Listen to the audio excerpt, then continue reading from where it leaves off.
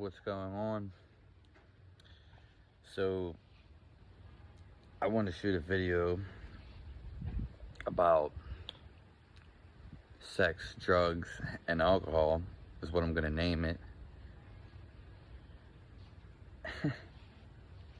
And well, one of the reasons I did that was because I know it's going to be a popular video, because people love when you talk about mainstream things, basically, which would make sense, I guess, but it's always the same thing. Sex, love, and drugs, which I said that wrong, but sex, alcohol, and drugs, basically. Hate and fear is something popular, very popular too. And for the most part, a lot of unnatural things, such as like maybe bodybuilding and taking steroids, and a lot of makeup, and using, editing on certain photos to make people look better, especially women. But again, makeup to make you look completely different than what you actually are. But when we get to physical looks, that's just a bunch of materialistic things anyway, that have little to do with reality. But mainstream, or a lot of people, praise it, and it's the only thing they look forward to or look at. But I just want to go over sex, drugs, and alcohol, and I'm going to go over my opinion of them, but and how I felt from them. Subscribe to the channel if you haven't. Give a little like. Leave a comment if you want. And when it comes to sex, drugs, and alcohol, I'm going to be completely honest with you. You should do whatever makes you feel good. It's just as simple as that. There is no secrets. It's not a big explanation how some people toke it out to be, basically. And I'm gonna go through examples of each, and then recap at the end. So when it comes to alcohol, why I stopped drinking alcohol, which I've drank more alcohol before I was of legal age, which our legal age would be 21. I drank more legal alcohol before 21 than I did actually over 21, and I'm about to be 26, but I've stopped drinking probably at 21. I will tell you why in a second, why I stopped. But furthermore, I never really even went in the bars. I didn't like going in the bars at all. I felt like you're just following like orders, basically. And once you order a bar, I understand. Once you order a bar, go into a bar, order in a bar, you're kind of like, I don't know. One thing, I like being outside, and two, I feel like when you go inside a building, especially like a bar or something, like you're confined to only do certain things, activities, which would be basically drink and maybe dance, maybe, depending on what type of bar it is. But mostly people are just going to play pool and drink and usually smoke cigarettes, which I have nothing against any of that stuff. That's one, I don't know if I said that at the beginning, but let me make it clear, I don't have anything against any of these things. And I'm just going to tell you what it is, like I stated at the beginning, and then I'm telling my opinions of it. I've never really been in any bar to drink, so I've never wanted to, though. You should do things that interest you, too, but again, ultimately, how it makes you feel. And it's also so expensive to go into a bar, and I just don't understand, like, why you would go into a bar and pay for all these expensive drinks and be confined to, like, their rules and regulations and prohibitions, if that was the word, or yeah.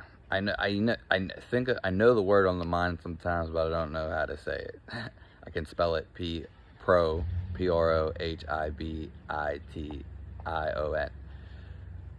And so, yeah, I've just never wanted to go into a bar. There was no interest in going into a bar at all for me. Which you could say that's like commercial or mainstream. And to, which I don't care if you go into a bar or not, like I said, and I'm gonna move on this alcohol topic real quick, but it's just, I don't understand why you wouldn't just buy the liquor and go to your own house or go somewhere else outside, which I guess some spots you can't go to, but spots where, you know, you're not going to be in public view maybe, or where you'll be safe basically, because sometimes it's illegal to drink outside, which is more ridiculous than it sounds. And yeah, so, and I've never liked beer. I can tell you from that, I don't like beer and never did. But anywho, I would drink like liquor straight basically, which you might feel somewhat good when you do it, but the effects, how you feel the next day after drinking, unless you have a high tolerance and do it all the time, which you still would have to go through the first side effects, which would be you feel like shit the next day. So that's why I stopped drinking, because I always felt like shit the next day. There was no getting over it. The only way, you know,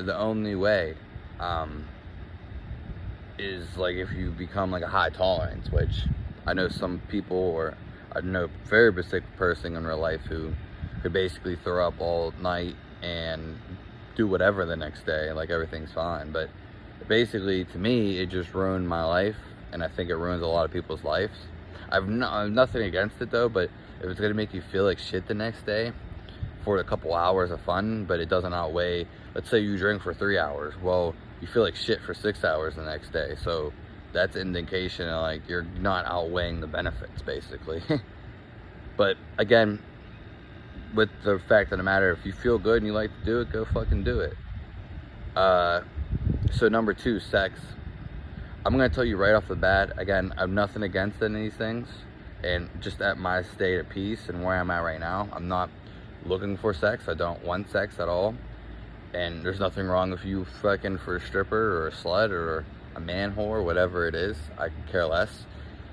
Porn stars, some people are good on prostitution, some people have to do it, you know. So a lot of people don't even want to have sex. Usually they just kind of feel like they're forced into it, especially people who are in relationships. And I can tell that from personal experience. But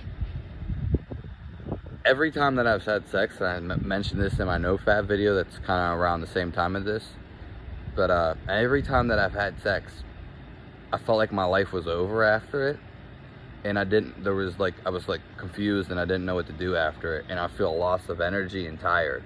So I'm just gonna say that, and that's every time that it pretty much happened to me. Every time. Not saying there's nothing wrong with sex or anything. You're planting a seed for the most part, and if you're not doing that, then you're just having sex, and it's intimacy and it's sacred. But I just basically, again, feel like shit after it. Like, it feels good in the moment, but I basically feel like shit like after it, and my energy goes down. And I just feel like there's no more to life after it. Like, and I don't know if that's symbolic to like you planting your seed. You're done, bye-bye, go hide in the bed sheets, crawl under a bed, go hide in the closet. I don't know.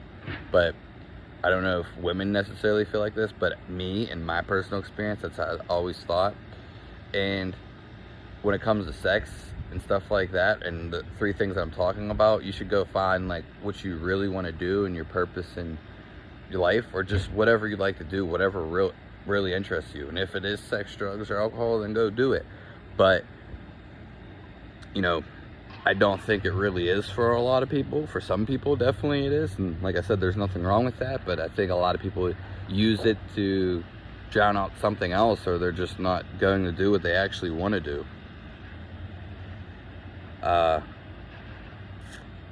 Yeah. And another thing about like sex and stuff is usually like you have to spend so much energy, and this is even more energy. Like when you come, you spend so much energy. You really do. You know, maybe some people less or more, whatever. But you also spend so much, like, just imagine the people that are chasing basically sex, like whether it's a guy or female. Females basically don't like to show it, it seems about, and guys, it's just pretty much, I mean, females do show it too, but guys like are more, I think, more prominent or dominant in showing it. And it's just like they use so much of the time to go and chase it, chase and chase and chase. I mean, if that's what you want to do, then it's fine, like I said, and I have nothing against it. But you spend so much energy going after it, then you go and you finally get it, and you get it. Like, was it worth it all? And that's what I want you to do, is just question everything you do and everything. Like, is it what you really want to do, and is it worth it? Because I feel like so many people put so much time and effort, but they could have done so many other things. And usually when you chase like a significant other, you end up spending a lot of money, financial needs, and then you end up being, if you're not rich, then you end up being poor. And then again, spending time and energy, which goes with all the three things I'm saying, but it just really what you want to amount to do. And then we're going to come to drugs. I guess sex would be the most interesting one, because I can just tell when I say it. Drugs would just be any drug, really, and it all depends on how you make it feel. Some people feel like doing ayahuasca, or I can't say it, psychedelics, you know, peyote and mushrooms, and we get LSD. All these drugs, basically, they make people feel a certain way, and some people would change their perspective of it forever. Some people get lost and never come back. I don't know if that's a good or bad thing. And some people, like I said, some people change their perspective forever. Some people see new life. Some people see their demons. Some people get addicted and it ruins their life. Some people get addicted and it enhances their life for some reason. Or some people just use it every now and then. But when we look at it, it's just like, how does it interest you, and how is it affecting your life? Is it being a positive? Like before, if you're drinking for 3 hours and you feel like you're knocked out for 6 more, and you feel like shit for 6, is it really worth it? And then when it comes to drugs, any drug, how is it making you feel? Is it really outweighing the benefits? Or are the benefits outweighing the downsides?